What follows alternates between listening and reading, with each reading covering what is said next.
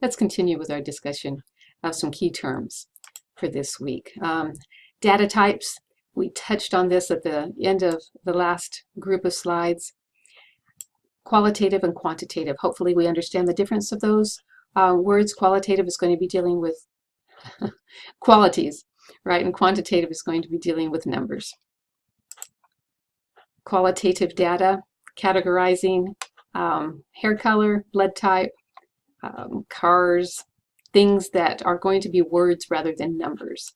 And quantitative are going to just be able to be classified because of their numbers.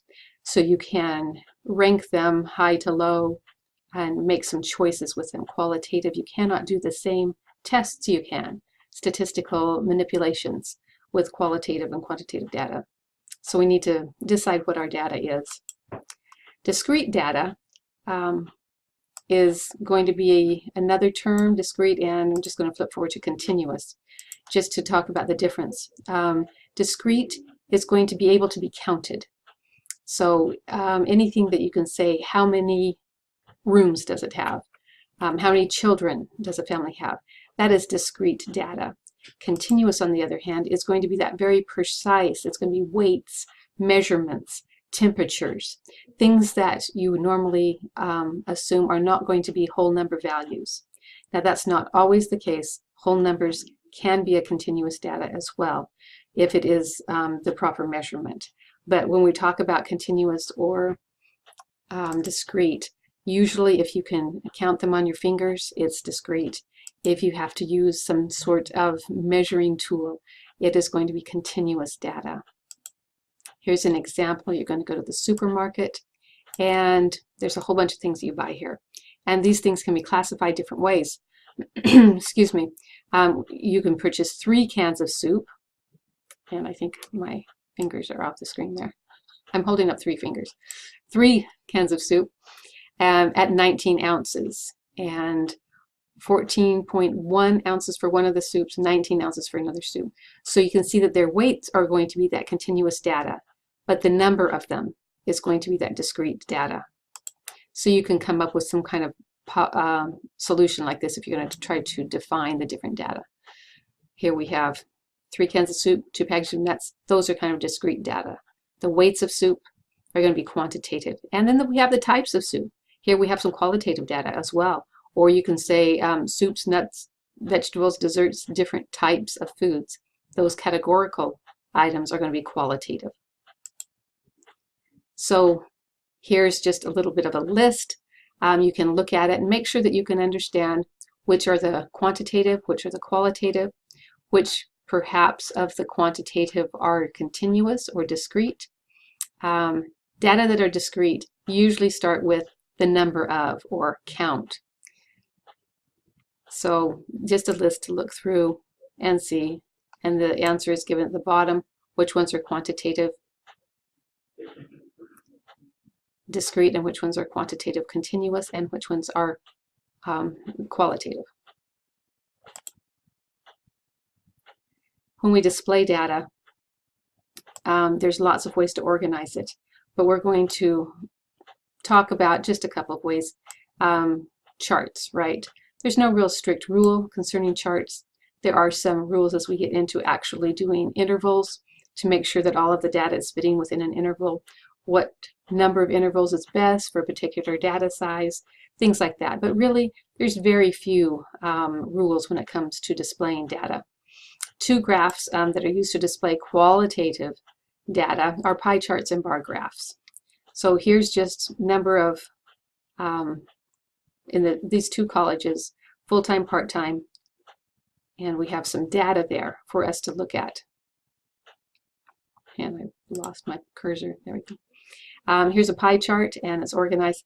Pie charts are always a percentage, so they show each wedge proportional to the size of that percentage. So you can see, pretty self-explanatory. We can, excuse me.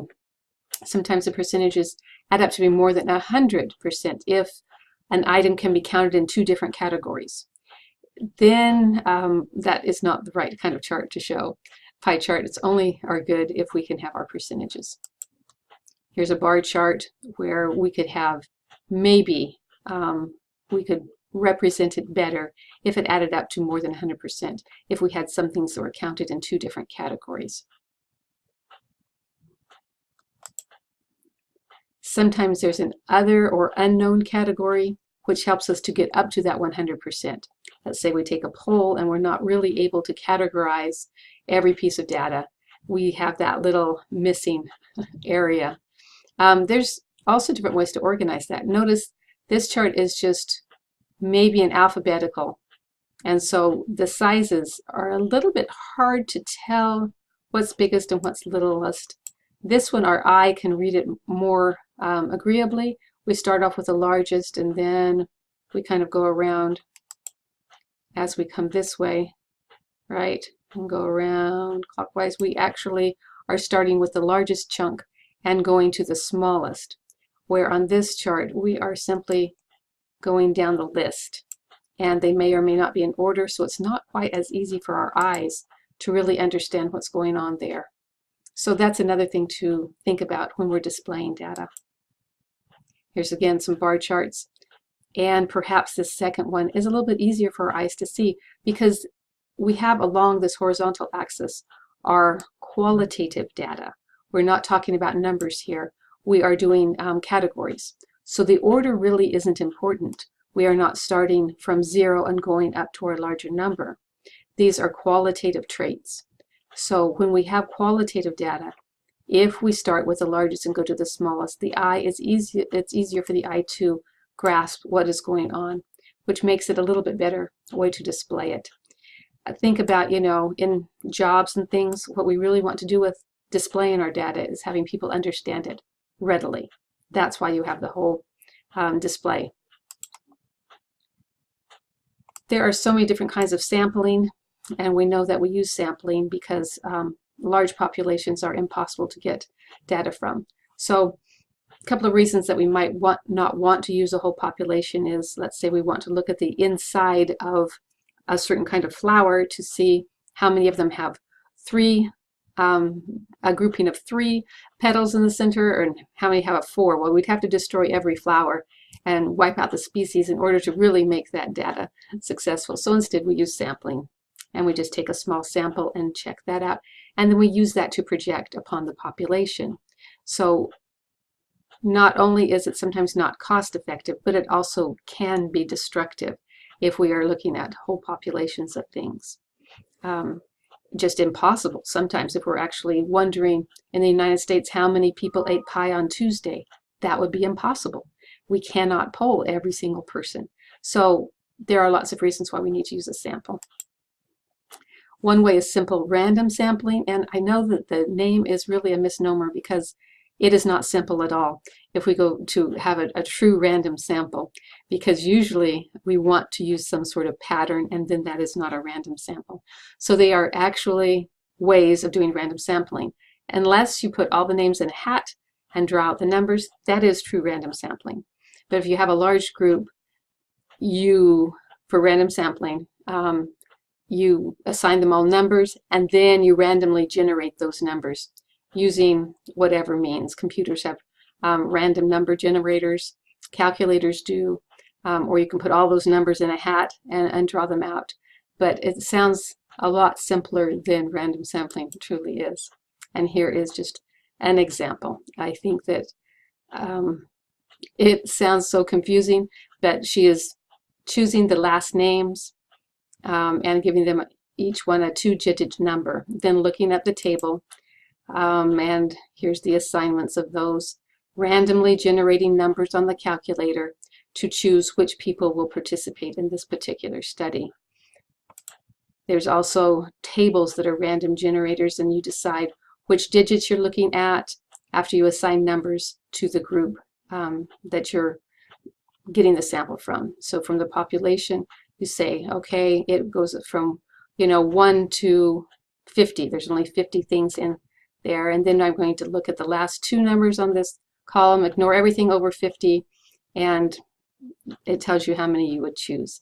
So these are true random samples when we actually manipulate the numbers to where Everything has the equal chance, and that is what random sampling is about.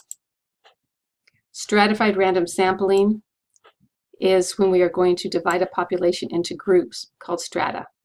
And it could be, if we're talking about a college population, it could be all freshmen, sophomores, juniors, seniors. Those are natural strata. And inside those, we would pick the proportionate sample size. It is used very often. Cluster sampling is also used often. We're going to divide the population into clusters. This is done a lot in polling. Clusters could be geographical, any way that you want to do a cluster sample. But then from that, it could be departments in a college or business. From those, you're going to do the random sampling inside of those. Systematic sampling, I don't know if when you were in school, sometimes the teacher said, count off 1, 2, 3, 1, 2, 3, 1, 2, 3. That is systematic sampling. All the ones go over here, all the twos go over here, all the threes go over here. And I'm going to ask all the ones a certain question. That would be systematic sampling. Look down a phone book and every fourth page you take the top name, something like that. Convenience sampling just is exactly what it says, who's close by. This is probably the most common kind of sampling, especially when students have projects to do. It's who's in their class, who comes to eat at the same place they do, who hangs out in the study hall the same place. So this is just a convenience sampling. Who's in your family? Who do you hang out with in the evenings? The question when we do sampling is, are we with or without replacement? That means after we have chosen that person or item that we're sampling, do we put it back in the population, and do they then have a chance of being chosen again? There's no right or wrong. We just need to know, was it with replacement or without replacement? Sampling errors and non-sampling errors. When you look at your data, you have to think about the kind of errors, and hopefully we'll be able to develop some projects later on, not too in-depth, but enough to show you that part of doing a project in statistics is to find out what you could have done better. And perhaps maybe your sample isn't large enough, or perhaps it was a sample that was completely unrelated to what questions you were asking, and so you didn't get the data that you wanted. So there are sampling errors and non-sampling errors. And in reality, a sample will never exactly represent the population. There's always going to be some kind of sampling error. The larger the sample, the smaller the sampling error. The larger the sample, the closer it approximates what the population really is doing. Here's a critical evaluation. I'm going to let you read this through or look at it in the book on your own. It just is kind of common problems to be aware of when you are trying to gather statistical information. And here again, we have some answers down here. What type of random sampling was done, or sampling was done in the different cases? And so the answers are even there. So if you want to take a moment and pause the video and read through that, it would be a good practice. Variation is present in any set of data. Even the amount of liquid in certain cans, even from a bottling company, it's set, the machines are set, and we'll have some problems with this later on, to where what is the acceptable amount of variance there. And so variation and variance is a huge part of statistics. Don't know if you can see those words through my face. I will go, well, I don't know where to go on this one. I'll go right on top. Nope. Okay. I hope you can read the words. So manufacturers often run tests to find out what the variance is. So those are some more of the vocabulary words. Hopefully you're not getting too OD'd on the vocabulary words.